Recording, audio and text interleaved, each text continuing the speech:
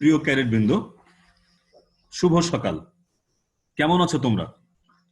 প্রত্যাশা রাখছি ভালো আছো। দীর্ঘদিন পর এই করোনা সংকটকালীন কালে তোমাদের সাথে যোগাযোগ অনলাইন শিক্ষা কার্যক্রমে।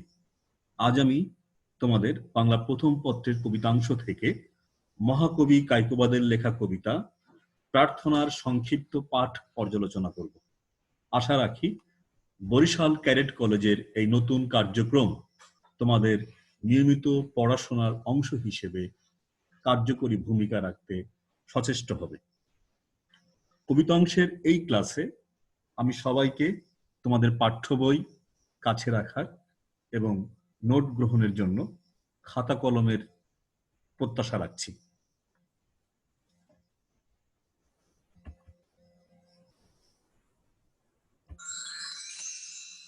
প্রার্থনা কবিতাটি লিখেছেন মহাকবি কায়কোবাদ।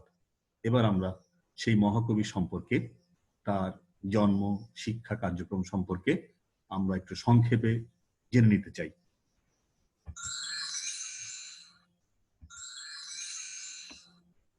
কায়কোবাদ, মহাকবি কায়কোবাদ বা মুন্সী কায়কোবাদ 1857 খ্রিস্টাব্দে ঢাকায় জন্মগ্রহণ করেন।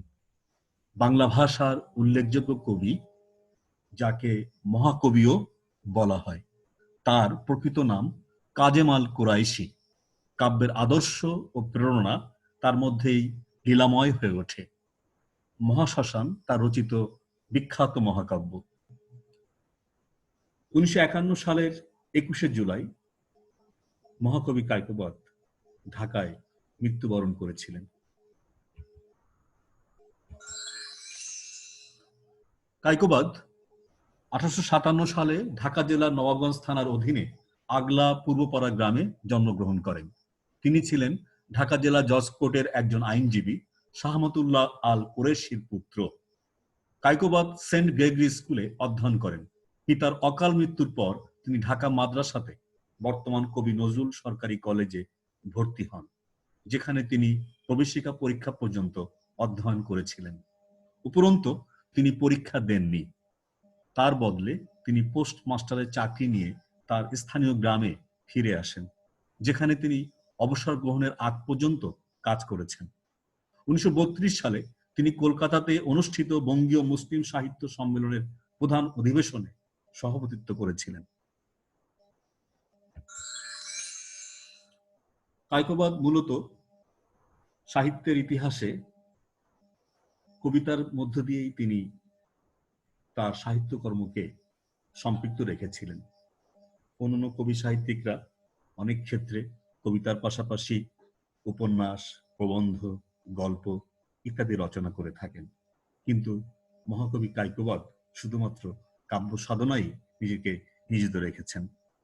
তার কাব্য বিরহ বিলাপ, যা 1870 সালে প্রকাশিত হয়, কুসুম কানন 1873 সালে, অশ্রুমালা 1896 সালে, মহাশ্মশান 1904 সালে, এটি তার রচিত মহাকাব্য, শিব মন্দির 1921 সালে, অমিয় ধারা 1923, শ্মশান ভস্ম 1924, মহরম শরীফ 1933, প্রেমের রানী 1970 এবং প্রেম পারিজাত 1970 সালে প্রকাশিত হয়।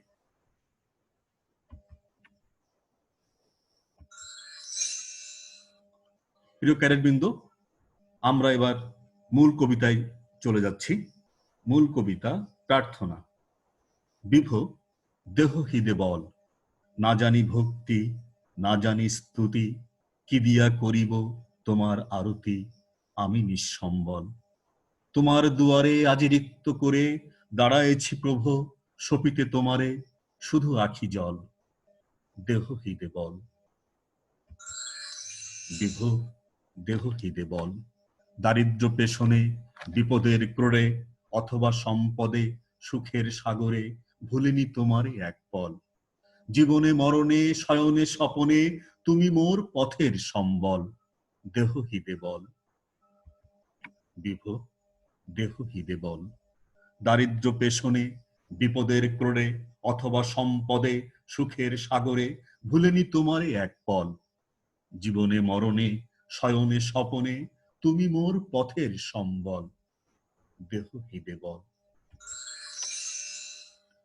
বিভ দেহ হৃদে বল, কত জাতি পাখি নিকুঞ্জ বিতানে, সদা আত্মহারা তব গুণগানে। আনন্দে বিহ বল, ভুলিতে তোমারে প্রাণে অবসাদ, তরুলতা শিরে তোমারই প্রসাদ, চারু ফুল ফল, দেহ হৃদে বল। বিভ দেহ হৃদে বল, তোমারই নিঃশ্বাস বসন্তের বায়ু, তব স্নেহ কণা জগতের আয়ু, তব নামে অশেষ মঙ্গল। গভীর বিষাদে বিপদের ক্রোড়ে, একাগ্র হৃদয়ে সরিলে তোমারে, নিভে শোকানল, দেহ হৃদে বল। প্রিয় শিক্ষার্থীবৃন্দ, তোমরা এতক্ষণ মূল কবিতার পাঠ শুনলে। এখানে কিছু শব্দের ব্যবহার আছে যা একটু পুরাতন, বেশি পুরাতন নয়, সামান্য পুরাতন। এই শব্দগুলি তখনকার কাব্য ভাষা হিসাবে মহাকবি কায়কোবাদের যে শব্দের যোজনা কবিতার মধ্যে তিনি ব্যবহার করেছেন, তখনকার সময় এটি ছিল আধুনিক এবং নান্দনিক একটি ভাষার ব্যবহার, যেটি বর্তমানে এসে কবি, এই সময়কার কবিরা আমাদেরকে খুব আধুনিক কবি বলি, তারা কবিতায় ভাষা ব্যবহারের ক্ষেত্রে অনেক বেশি নতুনত্ব, অনেক বেশি নান্দনিকতা এবং অনেক বিষয়ের সংযোজনের মাধ্যমে কাব্যচর্চা করে আসছেন। তো যে কোনো জিনিস পুরাতন হলে তার একটি ওজস্বিতা আসে, তার সমৃদ্ধি ঘটে। আমাদের বাংলা সাহিত্যের ইতিহাস 1000 বছরের। এই 1000 বছরে আমাদের বাংলা সাহিত্য অনেক সমৃদ্ধ হয়েছে এবং আমাদের ভাষা পৃথিবীর শ্রেষ্ঠতম ভাষাদের মধ্যে নিজেকে স্থান করে নিয়েছেন। এবং এই ক্ষেত্রে সম্পূর্ণ অবদানই হচ্ছে আমাদের সাহিত্যিক, কবি সাহিত্যিকদের। তারা নিরলস সাধনা করে সৃষ্টিকর্মে নিজেদেরকে নিয়োজিত রেখে আমাদের সাহিত্যকে, আমাদের ভাষাকে অনেক বেশি সমৃদ্ধি দান করেছেন। তো মহাকবি কায়কোবাদ আজ থেকে 100 বছর আগের কবি, ফলে তার কবিতায় সেই সময়কার আধুনিকতা, সেই সময়কার সর্বশ্রেষ্ঠ শৈল্পিকতা, এগুলি তার কবিতার মধ্যে এসছেন। কিন্তু আজকে আমরা যে আধুনিকতার কথা বলবো, সেই আধুনিকতা তোমরা তো জানোই, এখনকার কবিতা, কিছু কিছু কবিতা তোমরা পড়েছ। যদি আমরা মহাকবি শ্রী মধুসূদনে যাই, মাইকেল মধুসূদন দত্তের কাছে যাই, কায়কোবাদের একটু আগের কবি, তো আমরা দেখব যে তার কাব্য ভাষা আরো বেশি সমৃদ্ধ, এবং সেই ভাষা, সেই কাব্য ভাষা একটু বোঝা আমাদের জন্য কষ্টকর। যেমন আমরা মেঘনাদ বধে দেখি, কবি বলছেন যে, কি কহিলি রে বাসন্তী, রাবণ শ্বশুর মম মেঘনাদ স্বামী, আমি কি ডরাই সখী ভিখারি রাঘবে। অথবা, এক পুত্র শোকে তুমি আকুলা নয়নে, শতপুত্র শোকে বুক আমার ফাটিছে দিবানিশি। এই যে শব্দের ব্যবহার, এই শব্দ ব্যবহার যেমন সমৃদ্ধ শব্দ, তেমন একটু পুরাতন। অর্থাৎ এখনকার কবিরা এই সময় এসে যদি কবিতা লেখে, সেই ক্ষেত্রে সেই কবিতার মধ্যে একটু অন্য ধরনের ভাষার ব্যবহার, যেটি আমরা লক্ষ্য করি। যেমন এই সময়কার কবি, একজন কবির কবিতা আমরা এখানে পাঠ করি, যদি নেই, যে মেট্রোবাসের মেয়েটি, একটি কবিতা। সেই কবিতায় কবি বলছেন, পাতা ঝরার দিন এসে গেলে বৈশাখ জয়ে, টুপটাপ বৃষ্টিরা মেঘে মেঘে শূন্য গৃহের কথা বলে। এমন একটি দিন মেট্রোবাসে মেয়েটি ওঠে, চোখের সুরমায় আনন্দ উচ্ছল ঝড়, বিস্মিত ঝলক দোলে। ক্যারেট বিন্দু, তোমরা দেখো যে এখনকার কবিতার ভাষা কেমন সহজবোধ্য এবং একটা সাবলীল ছন্দে প্রবাহিত হচ্ছে। তো কায়কোবাদের ভাষার ক্ষেত্রে এই কবিতার মধ্যে যে শব্দগুলো এসছে, যদি আমরা দেখি, প্রার্থনা একটি শব্দ, এর অর্থ হচ্ছে মোনাজাত বা আবেদন। বিভ অর্থাৎ সৃষ্টিকর্তা, পেশনে অর্থাৎ অত্যাচারে, পল মানে মুহূর্তকাল, নিমেষ, অশেষ যার শেষ নেই, বিষাদ বিষণ্ণতা, বিষাদ অর্থাৎ বিষণ্ণতা, প্রসাদ অর্থ অনুগ্রহ, বল মানে শক্তি বা জোর, স্তুতি মানে প্রশংসা, আরতি মানে প্রার্থনা, চারু মানে সুন্দর, নিকুঞ্জ মানে বাগান, শোকানল মানে শোকরূপ অনল, যে শোক হৃদয়কে দগ্ধ করে, এরকম অর্থে ব্যবহৃত হয়েছে। কবি কায়কোবাদ তার প্রার্থনা কবিতায় যা বলেছেন, আমরা এখন সেই কবিতার মধ্যে যাই। কবি বলেছেন প্রথমে, বিভ দেহ হৃদে বল, না জানি ভক্তি, নাহি জানি স্তুতি, কি দিয়া করিব তোমার আরতি। অর্থাৎ একজন সাধারণ মানুষ হিসেবে কবি সৃষ্টিকর্তার কাছে বলছেন, কিভাবে তোমাকে যে ভক্তি করতে হয় আমি জানি না, কিভাবে তোমাকে প্রশংসা করতে হয় সেটা আমি জানি না, কিন্তু আমি তো নিঃসম্বল, তারপরও আমি তোমাকে আমার সম্পূর্ণ সত্তা দিয়ে তোমার প্রতি আমার নিবেদন জানাচ্ছি এবং শূন্য হাতে তোমার সামনে দাঁড়িয়েছি। শুধুমাত্র আমার আঁখি জল আছে, আমার হৃদয়ে তুমি শক্তি দাও, যাতে করে আমি তোমার প্রতি আরো বেশি নিবেদিত হতে পারি, তোমার ইচ্ছা অনুযায়ী চলতে পারি। তারপরে কবি বলছেন, দারিদ্র পেশনে, বিপদের ক্রোড়ে, অথবা সম্পদে, সুখের সাগরে ভুলিনি তোমার এক পদ। অর্থাৎ কবি বলছেন যে যখন দারিদ্র্যের মধ্যে ছিলাম, বিপদের মধ্যে ছিলাম, কিংবা সুখের সম্পদে ছিলাম, আমি তোমাকে এই দুটো কঠিন অবস্থার মধ্যে থেকেও, সাধারণত দুঃখ কষ্টের যন্ত্রণা সামলাতে সামলাতে মানুষ অনেক কিছু ভুলে যায়, কিন্তু কবি বলছেন যে না, আমি দুঃখ যন্ত্রণায় তোমাকে ভুলিনি।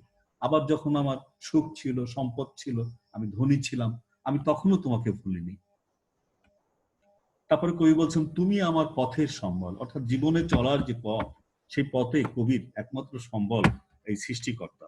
তাই সৃষ্টিকর্তাকে তিনি বলছেন, হে সৃষ্টিকর্তা, তুমি আমাকে আমার হৃদয়ে শক্তি দাও, যাতে করে আমি তোমার প্রতি আরো বেশি নিবেদিত হতে পারি, তোমার প্রতি আরো বেশি আমার সম্মান এবং ভালোবাসা প্রদর্শন করতে পারি। কবি তারপরে বলছেন, কত জাতি পাখি নিকুঞ্জ বিতানে, সদা আত্মহারা তব গুণগানে। অর্থাৎ এই যে যারা অনেক জাতের প্রজাতির পাখি আছে পৃথিবীতে, এবং অনেক রকম বৃক্ষ আছে যেখানে এই সমস্ত পাখিরা চলাচল করে, তারা বাস করে, তারা সর্বদাই পাখি এবং বৃক্ষ এবং প্রকৃতি সবসময় তোমার প্রতি কত রকম গানে তোমাকে প্রশংসা করছে, কিন্তু আমি তো আমি সেরকম ভাবে করতে পারি না। তোমাকে, তোমার কথা ভুললে আমার প্রাণে অবসাদ আসে, আমি তোমাকে ভুলতে পারি না। তোমারই প্রকাশ কত সুন্দর ফুল ফল, যা তুমি আমাদেরকে দান করেছ, আমাদের অসংখ্য নিয়ামত তুমি দান করেছো, হে সৃষ্টিকর্তা, তোমার এই ঋণ আমি কি করে ভুলিব, ভুলতে পারি না। তুমি তারপরে বলেছেন, তোমারই নিঃশ্বাস বসন্তের বায়ু, তব স্নেহকণা জগতের আয়ু। অর্থাৎ তোমারই নিঃশ্বাস, যে বসন্তের বায়ু, যা আমাদেরকে বাঁচিয়ে রাখে, যার সতেজতা আমাদেরকে আমাদেরকে প্রাণ সম্পদ বৃদ্ধি করে দেয়, আমাদের প্রাণকে অনেক বেশি সজীবতায় পূর্ণ করে দেয়। এবং তোমার স্নেহের মধ্য দিয়েই এই পৃথিবী সুন্দর হয়েছে, যা তুমি মানুষের জন্য, সৃষ্টির জন্য সৃষ্টি করেছ।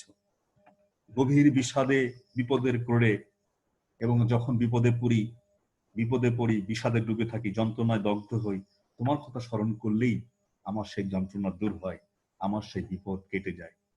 তাই সেই সৃষ্টিকর্তার প্রতি কবি তার অনন্ত প্রেম এবং অনন্ত ভালোবাসা, শ্রদ্ধা দিয়ে তাকে তিনি প্রার্থনা করতে চেয়েছেন। তো সৃষ্টিকর্তার প্রতি আমরা সৃষ্টি মানুষ হিসেবে আমাদের অবশ্যই তার প্রতি, তার ইচ্ছের অনুযায়ী আমাদের চলাফেরা করা দরকার, চিন্তা ভাবনা করা দরকার। কারণ পরম স্রষ্টা তিনি আমাদের একমাত্র সম্বল, তার ইচ্ছে ছাড়া আমরা ভালো থাকতে পারি না। এবং পৃথিবীতে মনুষ্যত্বের যে সাধনা, সেটির মধ্যে রয়েছে সৃষ্টিকর্তার প্রতি মানুষের অসংখ্য অসংখ্য নিবেদন। সৃষ্টিকর্তাই একমাত্র মানুষের কাছে চাওয়ার বিষয়, তাকেই চাওয়ার বিষয়, তার কাছেই চাওয়ার বিষয়, অন্য কারো কাছে নয়। সৃষ্টিকর্তাই পারেন আমাদের বিপদ আপদকে কাটাতে, আমাদের দুঃখ কষ্ট দূর করতে, এবং তাকে স্মরণ করলেই আমরা, তার প্রতি নিবেদিত থাকলেই আমরা ভালো থাকতে পারি। এই হচ্ছে প্রার্থনা কবিতার মূল বিষয়। আমরা, প্রিয় শিক্ষার্থীবৃন্দু, তারপরও আমরা কবিতার যে আরো বিষয় সেটা নিয়ে বলতে চাই। সেটা হলো যে কবিতাটির মহান সৃষ্টিকর্তার প্রতি গভীর প্রেম এখানে প্রদর্শিত হয়েছে। আর এই কবিতাটির উৎস হচ্ছে অশ্রুমালা কাব্যগ্রন্থ, কবি রচিত সেই অশ্রুমালা কাব্যে এই কবিতাটি সংকলিত হয়েছে। আর প্রার্থনা কবিতার যে সার সংক্ষেপ, সম্পূর্ণ কবিতাটির যে অর্থ দাঁড়ায় সেটি আমি তোমাকে ব্যাখ্যা করেছি। তারপরও পরিশেষে আবারও আমরা এই কবিতাটির যে সার সংক্ষেপ সেটি জেনে নিচ্ছি। প্রার্থনা কবিতায় কবি কায়কোবাদ স্রষ্টার কাছে মনোবল প্রার্থনা করে বলেছেন, তিনি জানেন না স্রষ্টাকে কিভাবে ভক্তি শ্রদ্ধা করতে হয়। তার এমন কিছু নেই যা দিয়ে তিনি স্রষ্টার আরতি করবেন। তাই নিঃসমল অবস্থায় সম্পূর্ণ শূন্য হাতে তার দুয়ারে এসে দাঁড়িয়েছেন। কবিতায় কবি কায়কোবাদ স্রষ্টার অপার মহিমার কথা বর্ণনা করে তার উদ্দেশ্যে প্রার্থনা জানিয়েছেন। কবি ভক্তি বা প্রশংসা করতে না জেনেই কেবল চোখের জলে নিজেকে নিবেদন করেন। দুঃখ দারিদ্র্যে বিপদে আপদে অথবা কবি যখন অর্থ সম্পদের মধ্যে থেকে সুখ সাগরে ডুবেছিলেন, তখনও এক মুহূর্তের জন্য তিনি স্রষ্টাকে ভুলে থাকেননি। কবির জীবনে মরণে, শয়নে স্বপনে, অর্থাৎ সবসময় এই স্রষ্টাই তার একমাত্র ভরসা স্থল ও পথের সম্বল। এ কথা তিনি প্রতি মুহূর্ত মনে রেখেছেন। প্রিয় ক্যারেটবৃন্দ, আজ আমি তোমাদের জন্য যে ক্লাসটি নিলাম তার জন্য তোমাদের নিজস্ব পাঠ প্রক্রিয়ার অংশ হিসেবে কবি কায়কোবাদ ও তার কবিতা প্রার্থনা কয়েকবার পড়বার জন্য নির্দেশ দিচ্ছি। আগামীকাল তোমাদের সাথে একটি সৃজনশীল প্রশ্নপত্র অনুযায়ী আমি তোমাদের সামনে উপস্থিত হব। তোমরা সবাই সেখানে সমবেত হবে এবং তোমাদের কোনো প্রশ্ন থাকলে, জিজ্ঞাসা থাকলে আমাকে জানাবে, আমি তার উত্তর দেওয়ার চেষ্টা করব। তোমরা এই করোনার কালে, সংকটের কালে বাড়ির বাইরে একদম বের হবে না। আত্মীয় স্বজনকে বেড়াতে আসলে তোমরা তাদের সাথে দূরত্ব মেনটেন করবে এবং সর্বদা নিজেদেরকে সেফ রাখার চেষ্টা করবে। সবাইকে নিয়ে ভালো থাকবে আর পড়াশোনার কাজটি ঠিক মতো করবে, যাতে করে তোমাদের সামনে যে পরীক্ষা আছে, বিশেষ করে তোমাদের সামনে জিএসসি পরীক্ষার জন্য তোমাদের প্রস্তুতিটা ভালো থাকা চাই। কারণ যে কোনো সময় শিক্ষা প্রতিষ্ঠান খুলে যেতে পারে এবং বোর্ড পরীক্ষার রুটিন দিতে পারে, পরীক্ষা খুব দ্রুত দিতে পারে। সেই ক্ষেত্রে তোমরা যদি প্রস্তুতি না রাখো, যদি সময়গুলোকে কাজে না লাগাও, তাহলে তোমরা তখন সমস্যায় পড়বে। সেই সংকট থেকে বাঁচার জন্য তোমাদেরকে পড়াশোনা নিয়মিত অব্যাহত রাখতে হবে। আশা রাখি তোমরা ভালো থাকবে। আল্লাহ হাফেজ।